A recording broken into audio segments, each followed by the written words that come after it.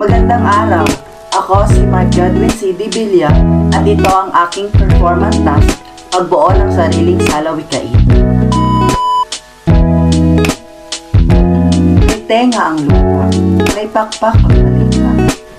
Ang nais ito'y iwatid ng salawikain, may tenga ang lupa, may pakpak ang balita, ay walang anumang lihim ang hindi nabubuo. Pagkahaba-haba man ang prosesyon, simbahan pa rin ang tuloy.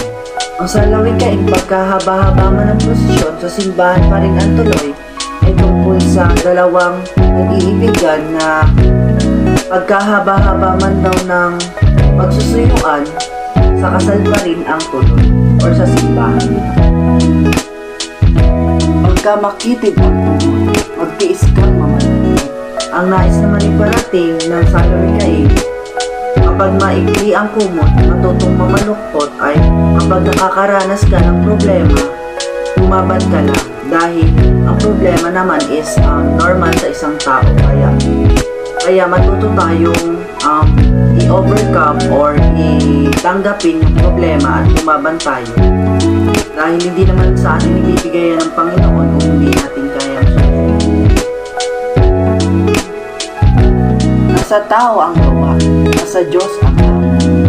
Ang ibig sabihin naman ng salawikain, nasa tao ang gawa, nasa Diyos ang gawa, hindi sapat na humingi tayo ng awa lamang sa Diyos.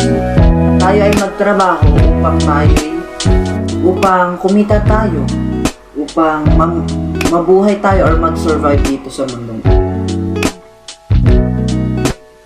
Kung may itinanim, may aanihin. Ang ibig sabihin naman ng salawikain, kapag may itinanim, may aanihin ay kapag nagsumikap tayo sa buhay, syempre ang kapalit nun ay ginhawa. Halimbawa, example na lang ako. Magsisikap ako ng pag-aaral upang sa bandang huli, magkaroon ako ng magandang trabaho at ginhawa ako.